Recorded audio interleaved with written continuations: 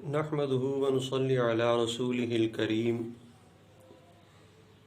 أما بعد فأعوذ بالله من الشيطان الرجيم بسم الله الرحمن الرحيم لقد من الله على المؤمنين إذ بعث فيهم رسولا من أنفسهم يتلو عليهم آياته ويزكيهم ويعلمهم الكتاب والحكمة وَإِن كَانُوا مِن قَبْلُ لَفِي ضَلَالٍ مُبِينٍ۔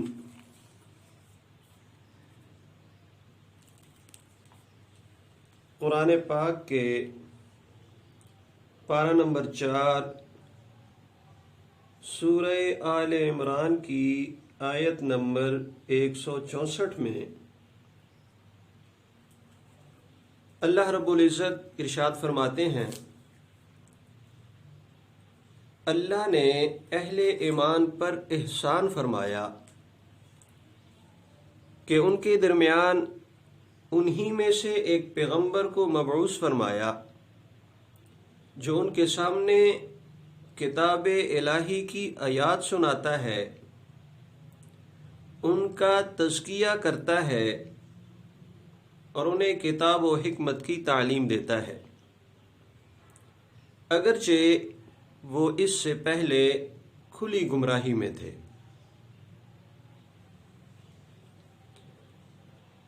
اس آیت کریمہ کے اندر اللہ رب العزت نے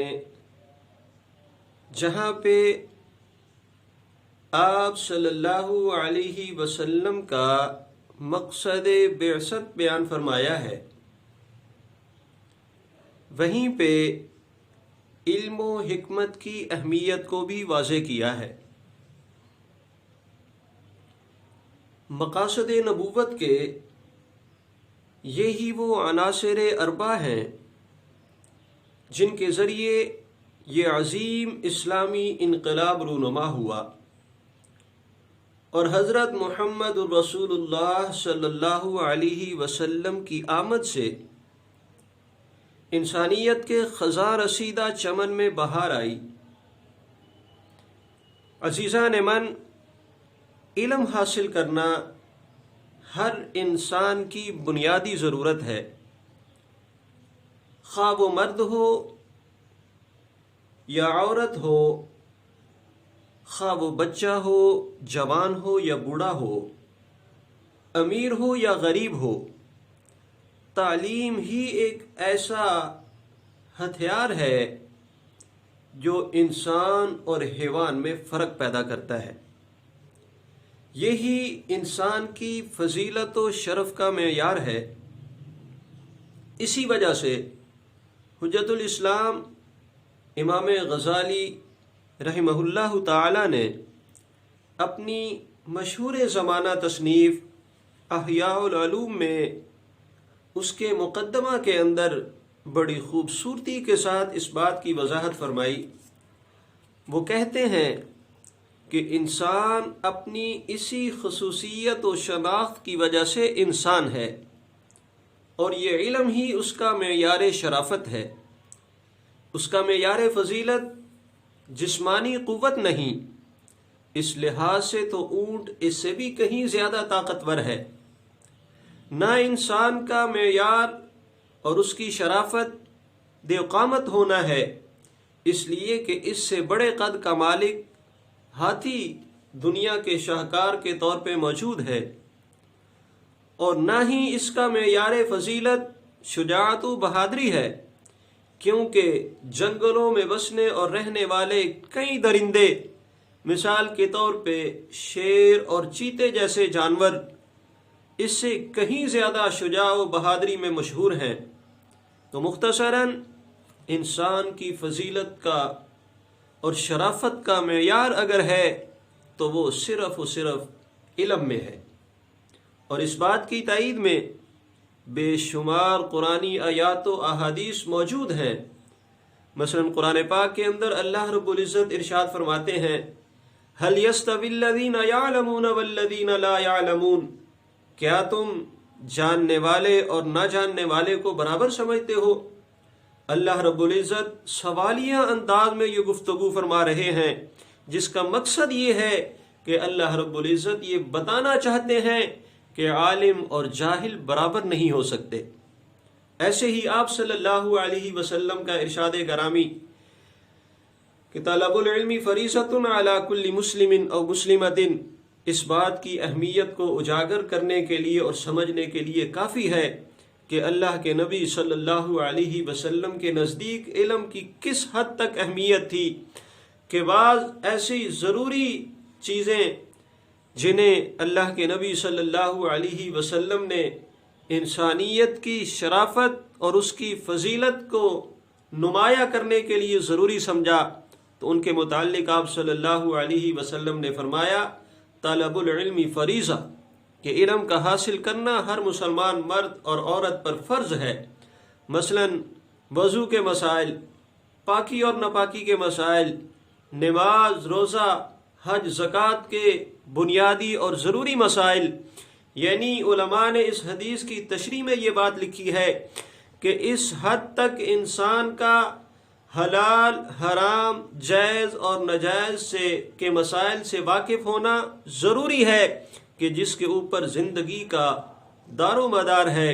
انسانی زندگی میں پیش آنے والے مسائل ضروریہ کا علم حاصل کرنا انسان کے اوپر فرض ہے۔ تو بہرحال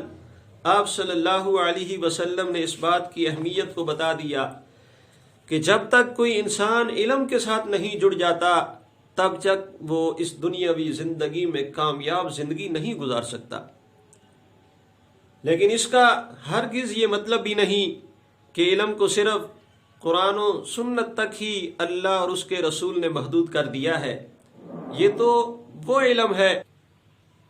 اسلام دین کو دنیا سے جدا نہیں کرتا۔ اسلام دین و دنیا کے نام پر علم میں تفریق نہیں کرتا، بلکہ اسلام میں علم نافع اور علم زار کی تقسیم ہے، یعنی وہ علم جو انسان کو ذاتی طور پہ انفرادی لحاظ سے یا اجتماعی لحاظ سے نفع دینے والا ہے، اسلام اس سے منع نہیں کرتا، چاہے وہ دینی علم ہو یا دنیاوی علم ہو۔ ہاں، اسلام علم زار سے منع کرتا ہے، علم مضر سے منع کرتا ہے کہ ایسا علم جس کے ذریعے انسان کو اپنی ذات کی حد تک انفرادی طور پہ یا اجتماعی طور پہ معاشرے کے اندر اس علم کے سیکھنے سے نقصان پھیلنے کا خطرہ ہو، تو ایسے علوم سے انسان کو اسلام منع کرتا ہے۔ دین کو دنیا سے الگ کرنا اور دنیا کو دین کی رہبری اور نگرانی سے آزاد کرنا، یہ دراصل قدیم مسیحی نظریہ تھا جس پر رومی تمدن کی بنیاد تھی، بلکہ یہ روم و ایران، یونان و مصر کے قدیم نظریات میں سے تھا۔ ان کا یہ قول مشہور تھا کہ خدا کو خدائی کا حق دو اور قیصر کو قیصر کا حق دو، یعنی انہوں نے خدا اور بادشاہت کو علیحدہ علیحدہ کر دیا تھا، جس نے عیسائیت کو صرف گرجوں میں محدود کر دیا تھا، یعنی عیسائی مذہب جو ان کی آسمانی کتابوں میں موجود تھا وہ صرف گرجوں تک عبادت کے لیے مخصوص کر دیا گیا تھا، اور باہر کی دنیا کے ساتھ اس دین کا کوئی تعلق باقی نہ چھوڑا ان لوگوں نے۔ زندگی کے تمام شعبوں کو اس وجہ سے دین کی نگرانی سے آزاد کر دیا گیا، جس کی بنیاد پر دین و دنیا کی تفریق ہر میدان میں عمل میں آئی، جس کا زندگی کے مختلف گوشوں میں اثر ظاہر ہونا شروع ہوا، اور دین اپنی وسعتوں کے باوجود سمٹ کر کے رہ گیا۔ یہ ایک غیر اسلامی نظریہ تھا، غیر مسلموں کا نظریہ تھا، اور اسے یورپ اور مغربی ممالک نے اپنایا، اور اسی وجہ سے جب انہوں نے دین کو دنیا سے الگ کیا تو پھر دنیاوی معاشرے کے اندر رہتے ہوئے اپنی معاشرتی زندگی کے اندر اس حد تک وہ گرتے چلے گئے کہ جیسے اللہ رب العزت کا ارشاد ہے اولئک کالانعام بل ہم اضل، وہ جانوروں سے بھی زیادہ گھٹیا ترین زندگی گزارنے پر مجبور ہو گئے۔ یہ تو ان لوگوں کا نظریہ تھا کہ دین کو دنیا سے جدا سمجھتے تھے، لیکن آج کے دور کے اندر بڑی ہی خوبصورتی کے ساتھ سازشوں کے ذریعے اسی نظریے کو انہوں نے مسلمانوں کی جھولی میں ڈال دیا ہے، اور آج کا مسلمان یہ سمجھتا ہے کہ دین کا تعلق صرف مسجد اور مدرسے کے ساتھ ہے، باہر کی دنیا کے ساتھ دین کا کوئی تعلق نہیں ہے۔ اور آج کا مسلمان یہ سمجھتا ہے کہ دین کا علم ایک الگ چیز ہے، دنیا کا علم ایک الگ چیز ہے، جبکہ ہمارا مذہب، ہمارا دین ہمیں اس بات کی ہرگز اجازت نہیں دیتا۔ وہ جہاں پہ دینی علوم کو سیکھنے کی ترغیب دیتا ہے، وہیں پہ دنیاوی معاشرتی علوم کو سیکھنے کا بھی حکم دیتا ہے، لیکن دین کے تابع رہتے ہوئے، دین سے آزادانہ طور پہ نہیں کہ دین کو چھوڑ کر دنیا کو الگ کر دیا جائے، جیسا کہ آج کے ماحول میں کر دیا گیا۔ اس چیز کی قطعی طور پہ ہمارا مذہب، ہمارا اسلام اجازت نہیں دیتا۔ تو بہرحال اللہ رب العزت نے ان آیات کے اندر اور اس طرح کی مختلف دوسری آیات کے اندر اس بات کی وضاحت فرما دی کہ میں نے آپ کے درمیان آپ ہی میں سے ایک شخص کو منتخب کیا اور اسے اپنا محبوب پیغمبر بنا کر کے بھیجا، تاکہ دنیاوی زندگی کے اندر، انسانی زندگی میں انسان کے ساتھ پیش آنے والے معاملات کو بڑے احسن طریقے سے وہ آپ کو سمجھا سکیں، آپ کی رہنمائی کر سکیں۔ اور پھر اسی بنیاد پہ اللہ رب العزت نے ارشاد فرمایا کہ دیکھو، میں نے تم میں سے ایک شخص کو نبی بنایا اور پھر اسے میں نے علم و حکمت سکھایا اور اسے سکھا کر کے آپ کے پاس بھیجا، تاکہ وہ آپ کو علم و حکمت کی باتیں سکھائے، علم و حکمت کی تعلیم دے اور آپ کا تزکیہ نفس کرے، آپ کو اللہ کے احکامات سنائے۔ یعنی اللہ رب العزت نے جو کچھ ایک انسان کے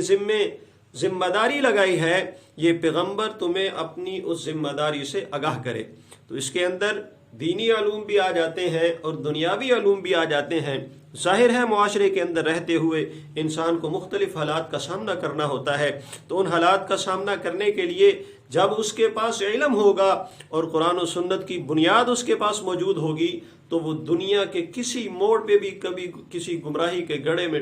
گرنا نہیں چاہے گا، اس لیے کہ اس کے پاس رہنمائی ہوگی، اس کے پاس ہدایت ہوگی۔ لیکن اگر وہ قرآن و حدیث سے آزاد ہو کر کے ایک دنیاوی زندگی گزارنا چاہے گا، تو پھر اس میں اور غیر مسلموں میں کوئی فرق نہیں ہوگا۔ تو اللہ رب العزت سے دعا ہے کہ اللہ رب العزت ہر مسلمان کو قرآن و سنت کو بنیاد بنا کر، اسی بنیاد کے اوپر کھڑے ہو کر کے اس سے آگے پھر دینی اور دنیاوی علوم کی تکمیل کرنے کی توفیق عطا فرمائے، اور پھر اس کے ذریعے خود بھی اور دوسروں کو بھی اس کا فائدہ پہنچانے کی توفیق عطا فرمائے۔ وآخر دعوانا ان الحمد للہ رب العالمین۔